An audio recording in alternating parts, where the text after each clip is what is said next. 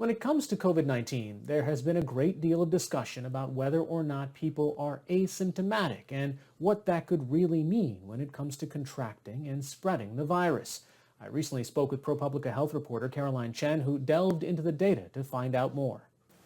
Caroline, let's start talking about how do we figure out who to test, who to treat, especially if there is this possibility that we are now flattening the curve. How do I know if I'm somebody who's already had it and if I'm asymptomatic?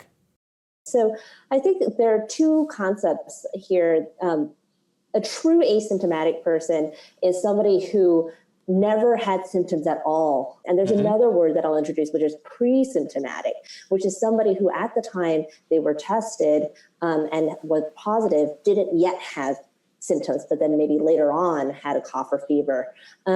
So we now know that there are both types of people, more commonly maybe that they're pre-symptomatic.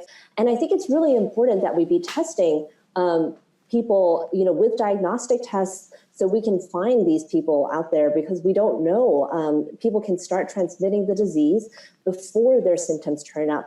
To your other question, which is, can I find out if I had been infected? That requires a different type of test. That's an antibody test that's done with blood. If we don't know yet exactly when people start transmitting the disease, that makes it incredibly hard to try to say, okay, this group of people, you need to stay home. This group of people, you can walk about in society, right? We now know, in fact, that people probably have what's called a really high viral load, which means that they have a lot of infectious virus early on in the course of their disease, maybe even before they've started to show symptoms. And so that's helped make this disease and this virus particularly contagious.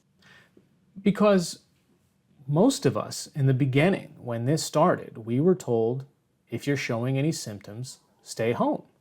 And we did as best we could. Obviously, if I didn't have a cough, if I didn't feel feverish, if I didn't have all those aches and pains, I said, all right, well, let me just go to work.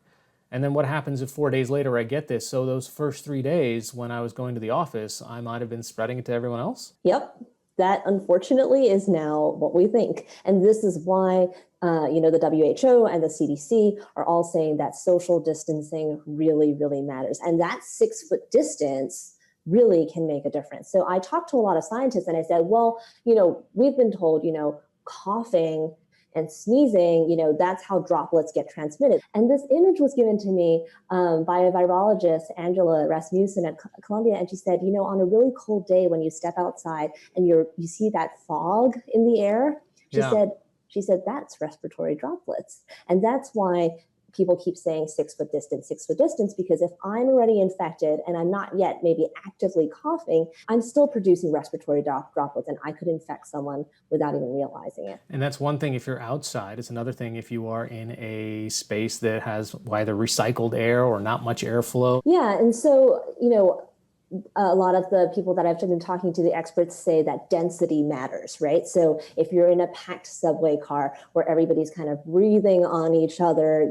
it's much more likely that disease will be transmitted there than if you're in the open air. Were any of the scientists surprised by anything that they learned? I mean, of maybe how this virus is behaving differently than previous viruses that they know about? Yeah, so one of the things that I just mentioned earlier, this concept of viral load, which is when are you most infectious in the course of your disease? With this virus, you're probably the most infected right early on in the start of your disease course. Maybe even before you start being symptomatic has been a surprise.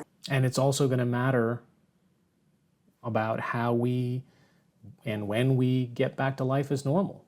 Because we know that asymptomatic transmission can happen, we're going to need to utilize, both types of tests, the diagnostic test to find out if someone has active infection and the antibody test to find out if someone had a previous infection, to find out both where the virus is spreading and which people have been previously infected. These tests are going to be key to help public health officials figure out what to do. Do they have any idea on when my body would form antibodies or how long those antibodies would last? Yeah, so these are the questions that are being figured out right now by scientists. And so At the point you have just been infected, the thought is that the antibody tests should not be used like right then, because your body is still forming those antibodies to fight off the infection.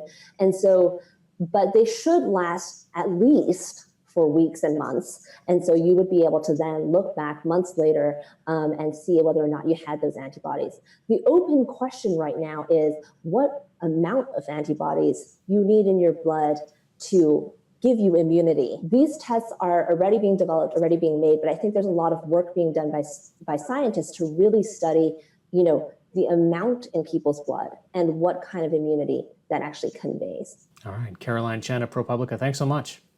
Thank you for having me.